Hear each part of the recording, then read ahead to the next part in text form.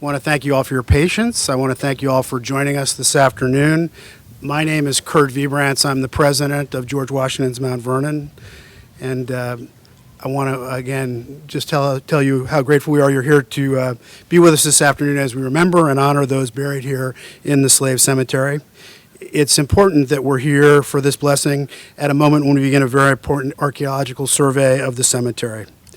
I wanted to take a moment, if I could, just to give you a little bit of the history of the cemetery and the work that we're about to undertake beginning in early June.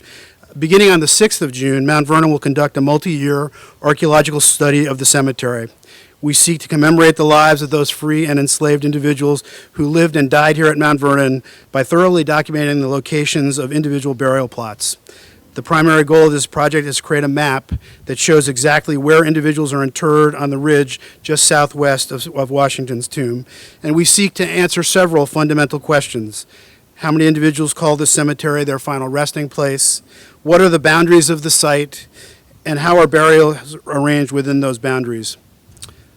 Of utmost importance to us, of course, is that we honor those that are buried here, and you should be certain that none of the remains will be excavated.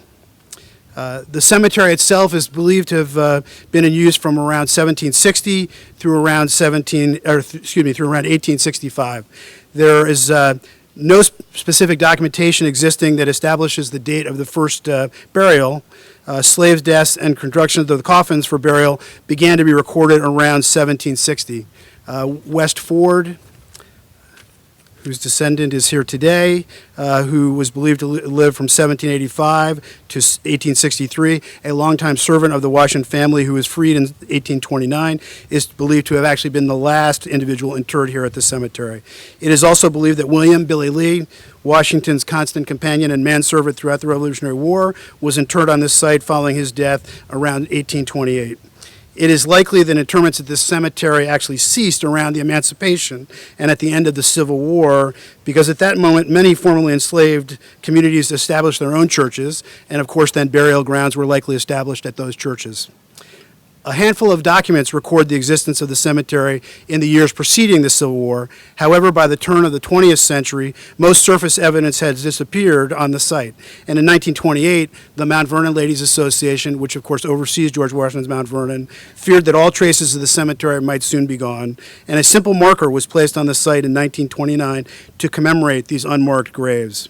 In 1983, a new memorial was built consisting of a brick archway heading a tree-lined gravel pathway that leads to a sunken ring of 3 circles containing the words faith, hope, and love.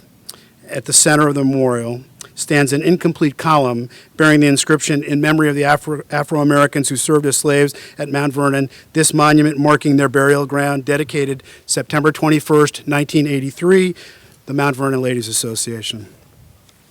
A limited geophysical survey was conducted in 1985, shortly after this monument was placed, and it detected over 50 possible grave shafts.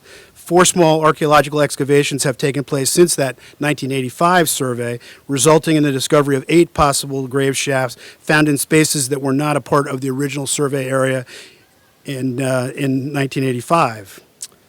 In all cases, the excavation ceased once the clear outline of a grave shaft was identified and no individual remains were disinterred or disturbed. And so it's a very important moment that we mark here this afternoon as we continue our efforts to learn more about the people buried here, and in so doing to honor those African Americans that lived, worked, and died here on this estate.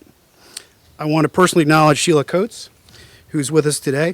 Sheila and Black Women United have been our partners in these efforts over many years, and we're always grateful for Sheila's counsel.